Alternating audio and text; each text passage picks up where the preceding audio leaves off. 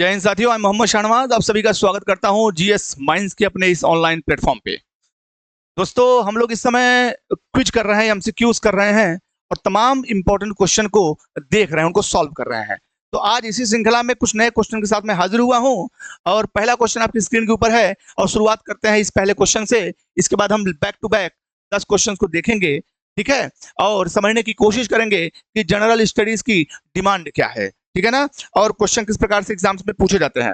बहुत ही important questions हैं और ये लगभग आपको UP PCS, NDA, CDS, UP RO इन तमाम एग्जाम्स को डायरेक्टली हिट करेगा, ठीक है ना। तो ये उस लेवल का क्वेश्चन है। तो चलिए हम लोग करते हैं। यूपी पीसीएस में इसका क्वेश्चन है ये, तो चलिए फिर इसको सॉल्व करते हैं, ठीक है ना। देखिए क्या कह रहा है, the state can treat unequal differently with the objective of creating a level playing field in the social economic and political spheres। इसका मतलब क्या है? इसका मतलब है कि राज्य जो गैर बराबरी वाले लोग हैं, जो अनइक्वल्स हैं, उनको अलग तरीके से ट्रीटमेंट दे सकता है ताकि उनको एक संतुलित अवस्था, एक समान अवस्था तक लाया जा सके। क्या ये बात सही है कि राज्य जो है ऐसे लोग जो कि गरीब हैं, ऐसे लोग जो कि वंचित हैं, ऐसे लोगों को वो समान धारा में लाने के लिए उनके साथ कुछ अलग तरीके से पेश आ सकता है, उनको कुछ अतिरिक्त छूट दे सकता है, कुछ आरक्षण दे सकता है? क्या ऐसा प्रावधान है क्या? बिल्कुल है, ये प्रावधान है। तो ये सही है, बिल्कुल सही है, ये प्रावधान है कि ऐसी स्थिति में आप देख सकते हैं, ये बिल्कुल सही है, क्योंकि ऐसा प्रावधान इसको बोलते हैं रीजनेबल ट्रीटमेंट, अर्थात तार्किक तरीके से उनके साथ व्यवहार किया जाएगा। मान लीजिए अगर आप वंचित हैं, ठीक है ना, क्योंकि आर्टिकल 14 आपने सुना होगा, आर्टिकल 14 अनुच्छेद 14 जो कि ये बताता है कि सबके साथ समान रूप से व्यवहार किया जाएगा। तो इसका एक कतई मतलब नहीं है कि समान रूप से व्यवहार करने का मतलब है कि समानता भी स्थापित करना उद्देश्य होना चाहिए ना। अगर समान रूप से व्यवहार की बात हो रही है तो समान रूप से आप कैसे पेश आ सकते हैं? अगर कोई व्यक्ति वंचित है, कोई व्यक्ति जो है उसके पास सारी सहूलतें हैं, सारी संपन्नता है, तो समानता का मतलब ये होना चाहिए कि जो मतलब एक ब्रॉडर अगर कॉन्टेक्स्ट में देखें, सो इसका उद्देश्य होना चाहिए कि एक समान व्यवस्था स्थापित करना भी इसका उद्देश्य होना चाहिए। तो उसी लिहाज से जो है ये स्टेटमेंट आपका सही है। दूसरा रीजन देखते हैं, इसका कारण क्या है। Among equals the law should be equal and equally administered.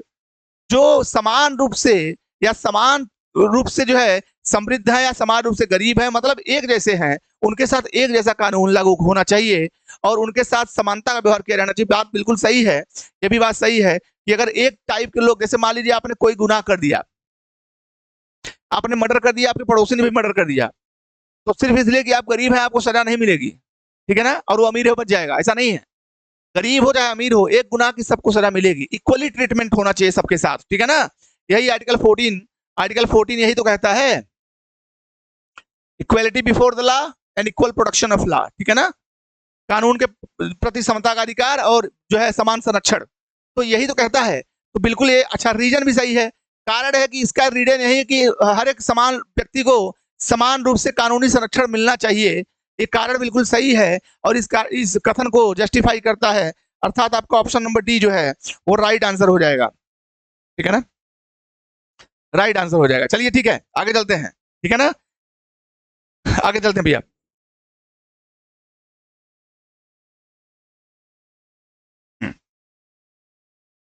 Given below are two statements, नीचे दो कथन दिए गए हैं। One is labelled as assertion and other as reason, जिनमें एक कथन है, दूसरा कारण है।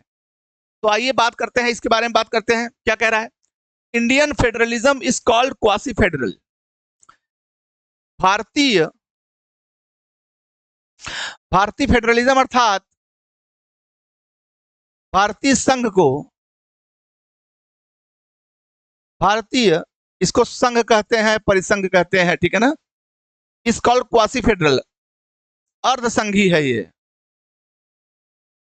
अर्धसंघी है। क्या यह अर्धसंघी है? कथन बिल्कुल सही है, अर्धसंघी है, ठीक है ना। इसमें मतलब संघी लक्षण भी मिलते हैं और एकात्मक लक्षण भी मिलते हैं, तो अर्धसंघी ही है, पूरा कंप्लीट ना तो परिसंघी है और ना तो पूरा एकात्मक है, दोनों लक्षण यहाँ पे मिलते हैं। क्योंकि if you talk about the distribution of powers, तो यहाँ पे शक्ति का विकेंद्रीकरण भी है, राज्यों को शक्ति दी गई है, यहाँ तक कि लोकल गवर्नमेंट जो है, लोकल लेवल पे डिस्ट्रिक्ट पंचायत हो गया, ब्लॉक पंचायत हो गया, तो इनको भी पावर दी गई है। तो कुल मिला के क्वासी फेडरल ही है, ठीक है ना। कारण इसका, India has an independent judiciary with power of judicial review. पहले स्टेटमेंट देखते हैं कि India has an independent judiciary, एक जो है स्वतंत्र न्यायपालिका भारत के अंदर है, जिसके पास न्यायिक पुनराविलोकन करने की शक्ति है, जिसके पास जुडिशियल रिव्यू करने की शक्ति है। तो ये स्टेटमेंट भी सही है, दोनों स्टेटमेंट, क्योंकि भारत के पास पुनरावृत्ति, मतलब भारतीय कोर्ट के पास पुनरावृत्ति करने का अधिकार है, वो पुनर्विलोकन कर सकता है, अपने डिसीजन को पलट सकता है, ठीक है ना, ध्यान दीजिएगा। तो ऐसी परिस्थिति में आपको समझना पड़ेगा कि इंडिपेंडेंट जुडिशरी जो है वो बहुत ही सशक्तशाली है, बहुत ही शक्तिशाली है, और भारत के अंदर स्वतंत्र न्यायपालिका का होना बड़ा ही जरूरी है, क्योंकि सरकारें तमाम मौकों पर देखा गया है कि ऐसे कानून बना देते हैं जिससे आम जनमानस का कल्याण जो है वो भंग हो जाता है, उससे कल्याण नहीं हो पाता, उसमें बाधा आती है। लिहाजा एक स्वतंत्र न्यायपालिका का होना बड़ा ही आवश्यक है, खासतौर भारत जैसे लोकतांत्रिक देश में, ठीक है। तो अब देखिए, तो दोनों स्टेटमेंट सही है। क्या कारण जस्टिफाई कर रहा है? भाई ये फेडरलिज्म से रिलेटेड मैटर है, ये जुडिशरी से रिलेटेड मैटर है, स्टेटमेंट तो दोनों सही है, लेकिन कारण जो है वो जस्टिफाई नहीं कर रहा है। तो इसका हो जाएगा आपका ऑप्शन नंबर बी। ये स्टेटमेंट तो ट्रू है, लेकिन R is not the correct explanation of A. R जो है इसका एक्सप्लेनेशन नहीं कर रहा है, ठीक है ना। दोनों स्टेटमेंट सही है अपने अपने जगह। चलिए, बहुत बढ़िया, आइए चलते आगे। Question number 3rd, the joint sitting of both houses of parliament in India is sanctioned under article 108 of the constitution। कह रहा है कि संयुक्त बैठक का प्रावधान जो है भारतीय संविधान ने वो अनुच्छेद 108 के तहत जो है विहित किया है, निर्धारित किया है। तो क्या ये स्टेटमेंट सही है? बिल्कुल सही है, ये स्टेटमेंट आपका सही है। 108 के तहत ही जो है इसका प्रावधान किया गया, आर्टिकल 108 के तहत, और ये राष्ट्रपति इसको बुलाता है, ठीक है ना। इस ज्वाइंट बैठक को कौन बुलाता है? राष्ट्रपति बुलाता है, ठीक है ना। राष्ट्रपति जो है बुलाता है, इस संयुक्त बैठक को बुलाता है, ठीक है, राष्ट्रपति बुलाता है। इस संयुक्त बैठक को कौन बुलाता है? संयुक्त बैठक को राष्ट्रपति बुलाता है।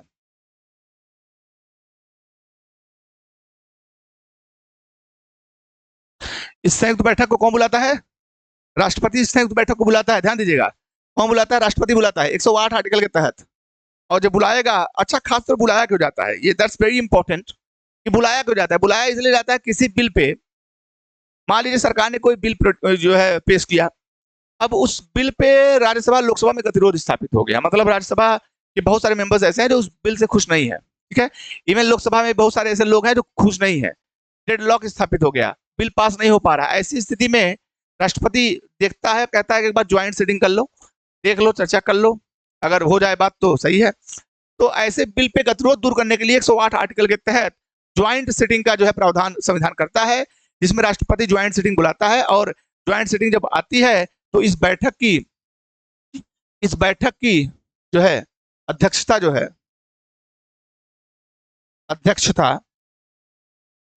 करता है लोकसभा का अध्यक्ष, लोकसभा का अध्यक्ष। तो लोकसभा का बैठक के अध्यक्ष लोकसभा का अध्यक्ष करता है, ठीक है ना, अध्यक्ष अर्थात स्पीकर। चलिए, पहला स्टेटमेंट सही है आपका। दूसरा statement, the first joint sitting of Lok Sabha Rajya Sabha was held in 1961। क्या 1961 में पहली जो है ज्वाइंट सीटिंग हुई थी? बिल्कुल हुई थी भाई, ये भी स्टेटमेंट सही है। किस लिए हुई थी? ये हुआ था dowry prohibition bill, prohibition bill, ठीक है ना। तो डाउरी प्रोहिबिशन बिल, दहेज जो है दहेज निषेध बिल आया था 1961 में, उसके लिए जो है डेडलॉक स्थापित हो गया था। तो फिर दोनों जो है सदनों को बुलाया गया कि ज्वाइंट सीटिंग कर लो और देख लो, अगर बात बन जाए तो ठीक है। तो ये स्थिति बनी थी यहाँ पे। तीसरा statement, the second joint sitting of both houses of Indian parliament was held to pass the banking service commission repeal bill. ये भी सही है, ठीक है ना, ये भी सही है। बस ये है, ईयर याद कर लीजिएगा, ये 1978 में आया था, ठीक है ना, ये 1978 में आया था। ये एक बार 1978 में और एक बार 1961 में दो बिल लाए गए हैं। और ज्वाइंट सिटिंग का पर्पस जो होता है वो यही होता है कि ब्रॉडर कॉन्टेक्स्ट में चीजों को देखा जाए और आपसी गतिरोध को दूर कर अगर देश हित में वो कानून है तो उसको लागू किया जाए, उसको बनाया जाए। ठीक है, राष्ट्रपति की भी भूमिका होती है इसमें और लोकसभा स्पीकर की भी अपनी भूमिका होती है। चलिए आगे चलते हैं। Question number 4, who called Indian federalism as the cooperative federalism? Who called Indian federalism as the cooperative federalism? किसने कहा है? तो ये कहा है भैया जी ऑस्टिन साहब ने कहा है। इस स्टेटमेंट को कौन कहा है? जी ऑस्टिन। अब सवाल ये होता है कि ऑस्टिन साहब ने तो कह दिया, इसका मतलब समझेंगे कैसे हम?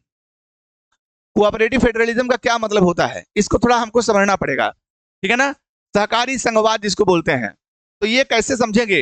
How we will be able to understand that? कैसे समझेंगे इसको? तो इसको समझने के लिए हमको एक दो तीन चीजें करनी पड़ेगी। पहला समझना पड़ेगा एक कॉमन गोल, एक कॉमन गोल, ठीक है ना, टू सर्व ऑल, एक common goal to serve all, जिसमें आपका central government, state government plus local government, ठीक है, ये तीनों मिलकर इसको सर्व करते हैं। Common goal to serve all मतलब ऐसा कॉमन गोल जिससे देश हित में हम कह सकते हैं कि ये ऐसा गोल है जो देश हित में बहुत ही लाभकारी है तो फायदेमंद है, तो उस कानून को पास किया जाएगा, उसको सुनिश्चित किया जाएगा। इसके लिए सेंट्रल गवर्नमेंट, राज्य सरकारें और जो लोकल गवर्नमेंट्स होती हैं, जिला पंचायत, न्याय पंचायत, ग्राम पंचायत, तो ये भी मिलकर काम करेंगी और उस गतिरोध को दूर करेंगे, सुनिश्चित करेंगी कि परिसंघ लेवल पे, पूरा देश लेवल पे सबके हितों को सुनिश्चित किया जा सके। इसी के लिए कोऑपरेटिव फेडरलिज्म आया है कि ऐसे मुद्दे जो कि संघात्मक तौर पे हों, ऐसे मुद्दे जो सबको सर्व करने वाले हों, ऐसे मुद्दों पर कोऑपरेशन आवश्यक है और ऐसे मुद्दों पर गतिरोध नहीं होना चाहिए। ये बात जो है जी ऑस्टिन साहब ने करी है, क्योंकि भारत में अगर देखा जाए तो निसंदेह ऐसी बात है। हमारे यहाँ 3 लेयर्स ऑफ गवर्नेंस सिस्टम है, जिसमें सेंट्रल गवर्नमेंट, स्टेट गवर्नमेंट और लोकल गवर्नमेंट, जिसको पंचायत और म्युनिसिपैलिटीज बोलते हैं। तो तमाम तरह के मुद्दों को ये तीनों सरकारें अपने अपने लेवल पे पूरा करती हैं ताकि ब्रॉडर कॉन्टेक्स्ट में जनता के हितों को सिक्योर किया जा सके। ठीक है ना, तो कुल मिला के यही है आपका उद्देश्य। चलिए आगे चलते हैं। The following states were created after 1960। 1960 के बाद ये तमाम तरह के स्टेट्स क्रिएट किया गए और इन स्टेट्स को जब ये स्टेट्स क्रिएट हुए तो इन स्टेट्स के क्रिएशन में क्या क्या जो है बातें हुई, क्या क्या चीजें हुई, हालांकि ये भी पढ़ना बड़ा आवश्यक है, लेकिन जो कि यहाँ क्वेश्चन जो पूछ रहा है उस पर हमको जाना है। जो क्वेश्चन कह रहा है कि अरेंज करना है इनको, इन पर चर्चा नहीं करनी है, वरना अरेंज करना तो पहले अरेंज करते हैं हम लोग, अरेंज करते हैं तो इनका कह रहा है कि असेंडिंग ऑर्डर में पहले कौन आया उसके बाद कौन आया। ठीक है ना, तो सबसे पहले आया आपका 1963 में आपका नागालैंड, ठीक है ना, उसके बाद 1966 में आपकी जो है हरियाणा की जो है स्थापना हुई, फिर आपका मेघालय आया 1972 में और फिर सिक्किम आया 1975 में। ठीक है, तो अब आप अंदाजा लगा लो, कैसे लगाएंगे अंदाजा? पहला 3 लगाइए, एक ही है तो हो गया। ठीक है, देखिए ध्यान दीजिए, भारत के सबसे बड़ा चैलेंज भारतीय संविधान के लागू होने के पश्चात था कि राज्यों का पुनर्गठन कैसे किया जाए।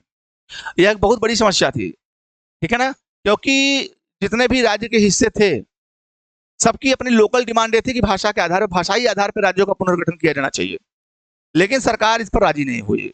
सरकार कहेगी कि सिर्फ भाषा ही नहीं वरन बहुत सारी चीजें हैं जिनको कंसीडर किया जाना चाहिए राज्यों के पुनर्गठन के समय, लेकिन जनता की मांग थी भाषाई आधार पर होना चाहिए, क्योंकि भाषा दिल के सबसे करीब होती है। भाषाओं के आधार पर आप पुनर्गठन करेंगे तो समरसता बनी रहेगी। और इसके लिए तमाम इस पर पुनर्विचार करने के लिए जो है गवर्नमेंट ऑफ इंडिया ने तमाम जो है कमीशन भी बनाया, जिसमें एक कमीशन था धर कमीशन, दूसरा था जेवीबी कमीशन, तीसरा जो है फजल अली कमीशन, तो कई कमीशन भी आए हैं। और उन कमीशन की सिफारिश पे और अंततः कांग्रेस के एक कर्मचारी की मृत्यु के पश्चात भारत सरकार मजबूर हो गई और आंध्र प्रदेश जैसे जो है राज्य का पुनर्गठन किया 1953 में, ठीक है ना, फजल अली कमीशन के आधार पे। तो आइए फिर चलते हैं, ये हो गया है आपका, तो इसी तरीके से राज्यों का पुनर्गठन हुआ। Which of the following is correct? इनमें से कौन सही है, सत्य है? The Nehru Report 1928 had advocated the inclusion of fundamental rights in the Constitution of India. The Government of India Act 1935 referred to fundamental rights. The August offer 1940 included the fundamental rights, the Cripps mission 1942 referred to fundamental rights.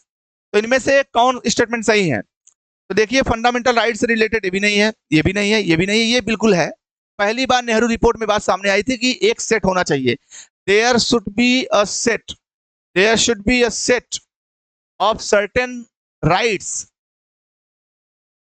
एक set होना चाहिए जिसमें कुछ अधिकार होने चाहिए जो कि भारत के नागरिकों के हितों को सिक्योर करें। ऐसी बात नेहरू रिपोर्ट में सबसे पहले कही गई थी और हम ये जो है कह सकते हैं कि कहीं ना कहीं फंडामेंटल राइट की बात जो है यहीं से उठी। उसके बाद हमारे संविधान में भी एक सेपरेट सेट पार्ट 3 के रूप में रखा गया। चलिए ठीक है, तो ये सही है, ठीक है ना। बाकी ये बिल्कुल बात नहीं करता, गवर्नमेंट ऑफ इंडिया जो है इस फंडामेंटल राइट की बात नहीं करता। अगस्त ऑफर भी बात नहीं करता। अगस्त ऑफर तो जाहिर सी बात है भारतीयों को जो है खुश करने के लिए, ताकि वो सेकेंड वर्ल्ड वॉर में ब्रिटिश सरकार का साथ दें, ठीक है ना, तो इसके लिए डोमिनियन वगैरह दिया था इसी के तहत। अब क्रिप्स मिशन 1942, तो ये भी बिल्कुल ये गलत है, क्योंकि ये डेडलॉक जो है कांग्रेस और अंग्रेजी सरकार के बीच में, डेडलॉक और मुस्लिम लीग के बीच में जो आपसी डेडलॉक था, गतिरोध था, उसको दूर करने के लिए ये आया था, ठीक है ना। चलिए आगे चलते हैं। Ad hoc treasury bill, ad hoc treasury bill system of meeting budget deficit in India was abolished on. इसमें पूछ रहा है कि कब समाप्त किया गया। ध्यान दीजिएगा, एडहॉक ट्रेजरी बिल को समाप्त कब किया गया। सबसे पहले हम लोग दोस्तों ये समझेंगे कि एडहॉक ट्रेजरी बिल होता क्या है। एडहॉक ट्रेजरी बिल क्या है, ये सिस्टम, ठीक है ना। ये सिस्टम मैं आपको बता दूं तो सेकेंड वर्ल्ड वॉर, द्वितीय विश्व युद्ध, सेकेंड वर्ल्ड वॉर में आया था ये सिस्टम, ठीक है। इसमें क्या हुआ था इस चीज को समझना है। इसमें क्या होता है कि शॉर्ट टर्म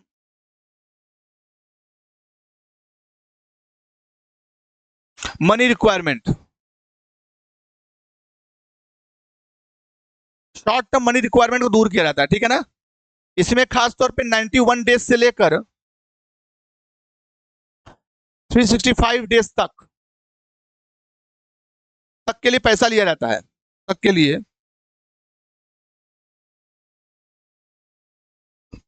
पैसा प्राप्त किया जाता है,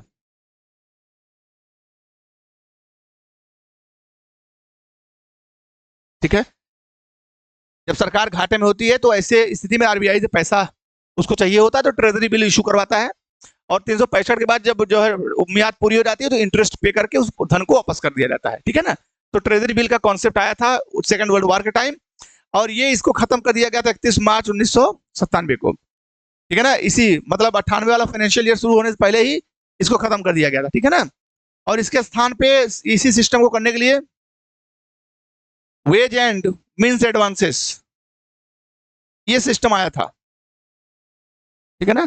मोर और लेस सिस्टम था, थोड़ा ट्रांसपेरेंट था, बाकी सिस्टम जो है यही था, ठीक है ना। तो ट्रेजरी बिल का कॉन्सेप्ट क्या है कि when government needs short term fund to meet its day to day expenditure, ठीक है, टू फाइनेंस द डेफिसिट, तो ऐसी स्थिति में गवर्नमेंट शॉर्ट टर्म के लिए ट्रेजरी बिल को इशू कराती थी। हालांकि 97 में इसको खत्म कर दिया गया, ठीक है। आइए आगे चलते हैं। The Indian Parliament exercises control on the audit of the budget through, तो किसके तहत करती है, इस चीज को समझना अपने को कि इंडियन गवर्नमेंट जो है, the Indian parliament exercises control on the audit of the budget. Budget की ऑडिटिंग कौन करता है? तो बजट की ऑडिटिंग करता है कैग, कैग करता है, controller and audit general of India. लेकिन जब कैग रिपोर्ट पेश करता है पार्लियामेंट के अंदर, तो इसकी जांच पड़ताल करती है पब्लिक अकाउंट कमेटी। कौन करती है? पब्लिक अकाउंट कमेटी, जिसको शॉर्ट में पैक भी कहा जाता है, ठीक है ना। लोक लेखा समिति, लोक लेखा समिति, ठीक है, समझ रही। अगर पैक की बात करें तो इसमें टोटल मेंबर जो होते हैं, टोटल जो सदस्य होते हैं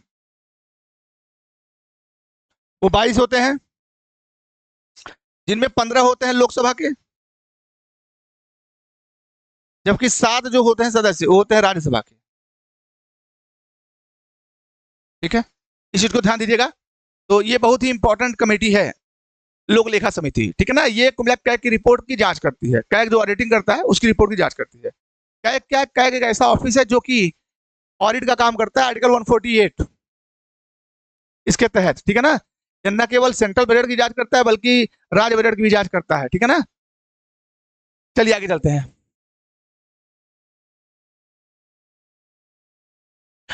which of the following agencies is not engaged in exporting agricultural goods from India? इनमें से कौन सी ऐसी एजेंसी है जो कि एक्सपोर्ट और इंपोर्ट में जो है इंगेज्ड नहीं है? तो नॉफेड है, बिल्कुल है भाई, एग्रीकल्चर ये सब है। स्टेट ट्रेडिंग कॉर्पोरेशन ये भी करती है, जिसको एसटीसी बोला जाता है, ये भी करती है।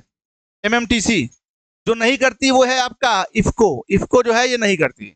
इफको सीमेंट मैन्युफैक्चरिंग कंपनी है, ठीक है ना, जो कि मैन्युफैक्चरिंग एजेंसी है, सीमेंट और फर्टिलाइजर ये बनाती है, तो ये बिल्कुल नहीं करती। इसका काम जो है मैन्युफैक्चरिंग का है, बाकी तीनों जो है वो एक्सपोर्ट में इंगेज्ड है, ठीक है ना, तो यही नहीं है, नॉट इंगेज्ड। तो IFFCO is the right answer. चलिए आगे चलते हैं।